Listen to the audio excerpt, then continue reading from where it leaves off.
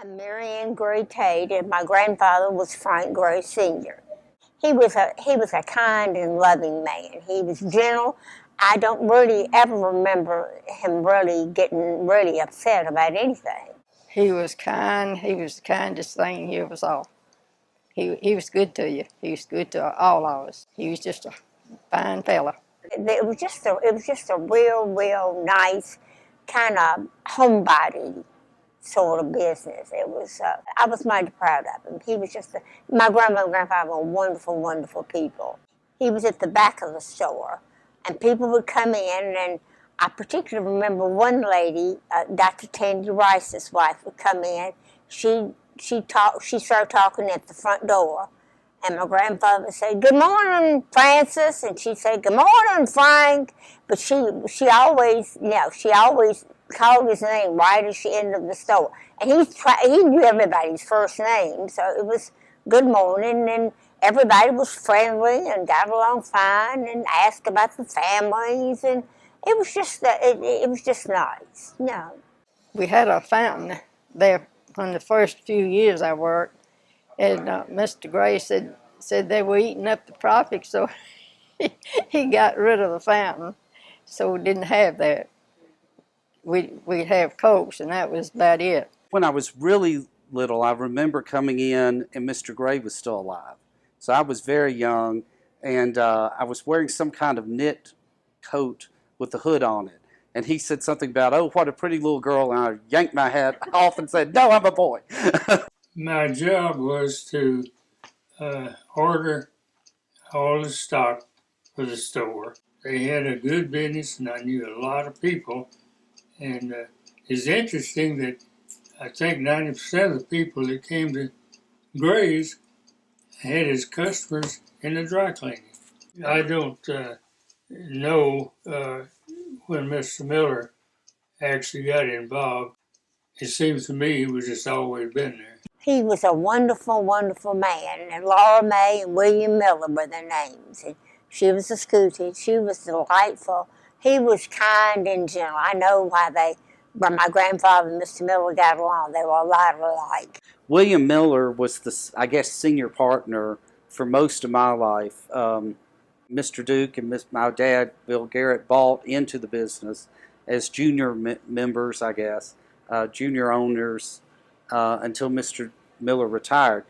I was like in grammar school and junior high, mainly grammar school. I was doing grammar school. I could remember we came out almost every Sunday, and for 8 years. Mr. Miller, one of my bosses, had a station wagon, and he put Gray Drug Company on the side of it, and he didn't think about going to funerals, and he always had to borrow my car, so when he went to a funeral, he wasn't advertising for Gray Drug Company. He wanted to do something for everybody, and whatever it was, he'd say, "I'll carry you home, I'll do this or that or the other." And he'd call his wife, said, Laura May, you take so-and-so home." He did that all the time. He was going to do it, but she wound up doing it. But even after he retired, he would come here several days a week. They had a director's chair set up in the back, and his eyesight was pretty bad by that time, but people would come in and go visit with him, and he'd hold court in the back and visit with everybody. And he had a cute sense of humor, but they were just a wonderful couple, and I have fond memories of both of them. He was an amazing businessman, owned quite a bit of property around town. He was a sharp businessman. I started out with Mr. Gray and Mr. Miller, and then Mr. Duke joined the party, and then Bill Garrett. I loved all those guys. Of course, Mr. Duke, Mr. Garrett are two of my heroes. Just about everything I learned to run my business, I learned from them. So they were like the two really cool uncles in your life that would kind of let you get away with the things you shouldn't be doing a lot of times, as long as you did your job and had a smile on your face. Dad and Mr. Duke both were big, clean We called Mr. Duke a clean freak. In fact, one year Scott Sawyer and I got a bottle of Mr. Clean with the bald-haired guy on it, and we put Mr. Duke on it and put it back in the back for him to find when he came into work. Usually me and David in the summer and our friend Greg had to dust the entire store from bottom to top. And we cleaned all the time, but this was removing every item from the shelf, wiping all the shelf down, and replacing it back in order. And Mr. Duke was the white glove tester.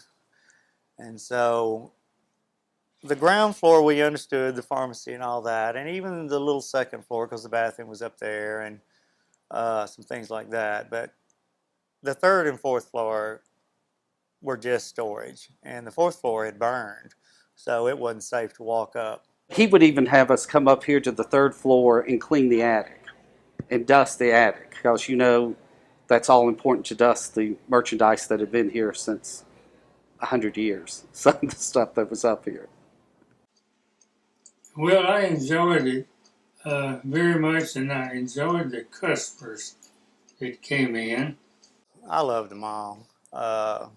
Everybody that ever came through the doors when I was here, I thoroughly enjoyed. So I wouldn't change my time with any of them. We had characters in Franklin. We had Freddie Buford, who was a local guy who he had it was kind of like a quilted hat, but each section had the front of a beer can in it. And of course, at that age, we all thought that was really cool. And Sparadime, who everybody knew and loved. Sparadime would just kind of walk up and down the street, and he would say, "You Sparadime?"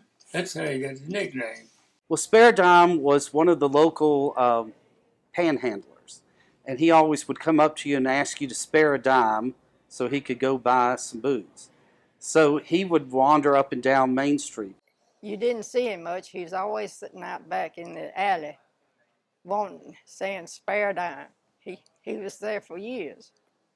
And I recall one time that he fell off the sidewalk, and there was a car parked there, so he kind of rolled under it, and they had a hard time getting him back out of there, you know. I came in, and I guess I was here near opening, and I was sent out to wash the windows, which means it probably was a Saturday since I was doing that. And I looked down, and sweep the sidewalk off. And as I look down, I see somebody's feet sticking out from under a car. Their shoes are sticking up on the curb. So I went and got Mr. Duke, and I said, "Mr. Duke, come here." And he looked, he's like, "Spare dimes rolled under a car." So he had me stay there, so he went and called the police and the ambulance to get him out from under, because someone would have run over him and killed him, because they never would have known he was there, the way he had fallen under. There didn't seem to be any dissension with anybody in there. You know, it seemed like everybody knew everybody. Well, it was sort of like family, because everyone knew everyone. Franklin was so small. When I left to go to college in 1980, there were 5,000 people in the city of Franklin. So obviously when I was younger, it was even smaller. So the staff, the pharmacists, they knew just about everybody and knew their kids, etc. So it was very much family. So it was very much of a family feel. We had a personal relationship with Franklin. To us, it's family. And when I give people directions now, I'll say, well, come through town, and if you see the gray drug sign, you're going in the right direction. One of the stories I have is, I can remember, I was quite young, remember when my grandfather bought the sign. And we always had lunch with my grandmother and grandfather on Sunday. And my grandmother said, "Frank,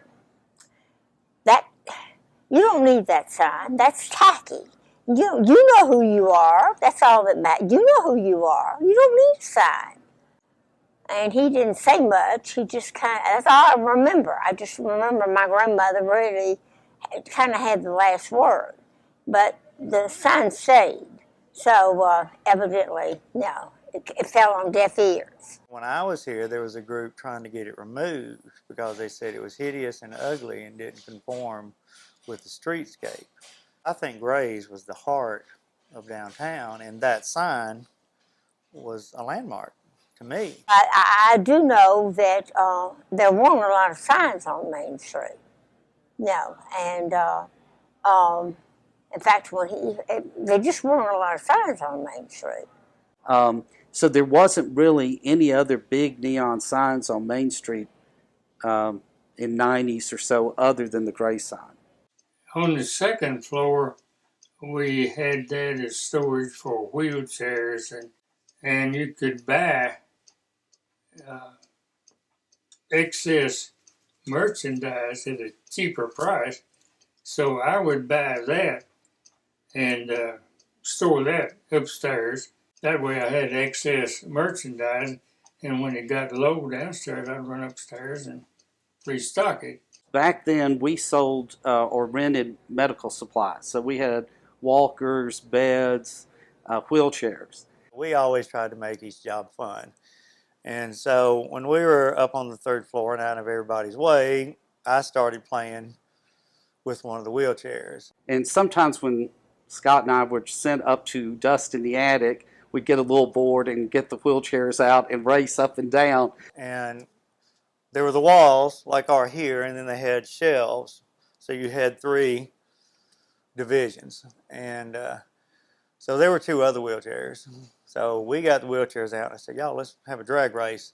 Completely oblivious to the fact that downstairs it sounded like a herd of buffalo traipsing around above the store, and the lights were all bouncing, and dust was coming off the ceiling panels, everything. So it didn't take but about 15 minutes before Mr. Duke realized what we were doing and came up and decided we needed to take a break and go eat lunch.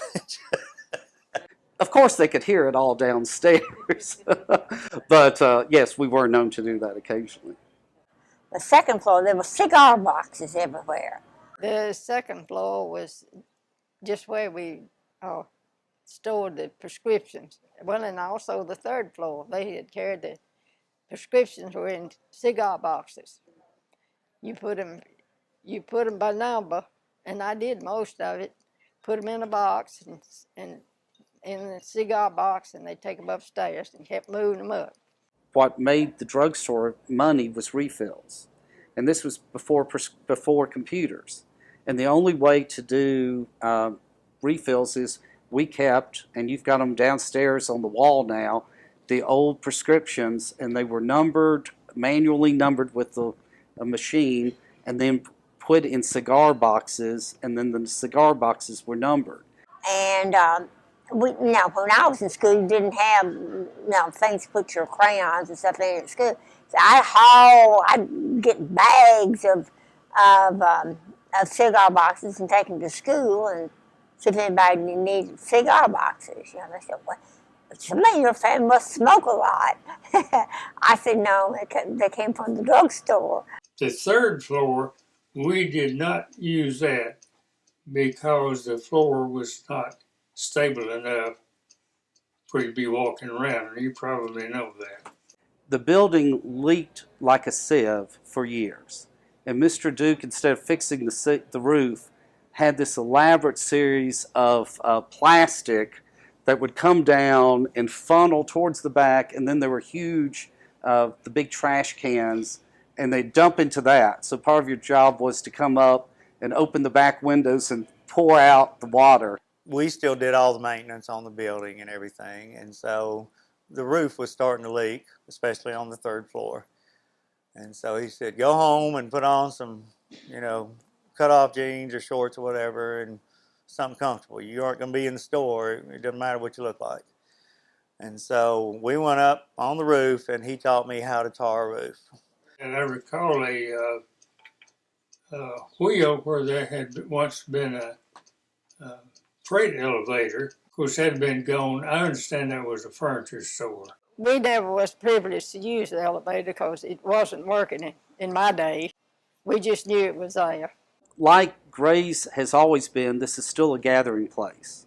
It's a place where you see friends, you come, you're not getting medicine, but you're still seeing friends, you're coming, you're eating, you're seeing so many of the community. It's just the ghost.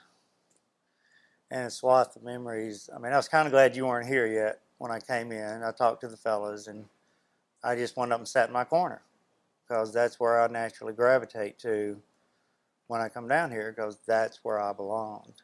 I just think it's lovely. It's really, really lovely. It's what Main Street needed. It's always been iconic to Franklin, just like the large sign out front.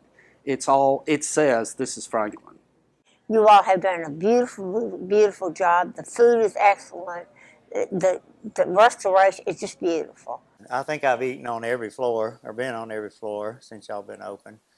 And each step I take is a new memory from my past.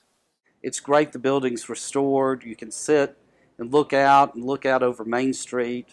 Plus, have all the great music. So it's like it always was, an integral part of downtown.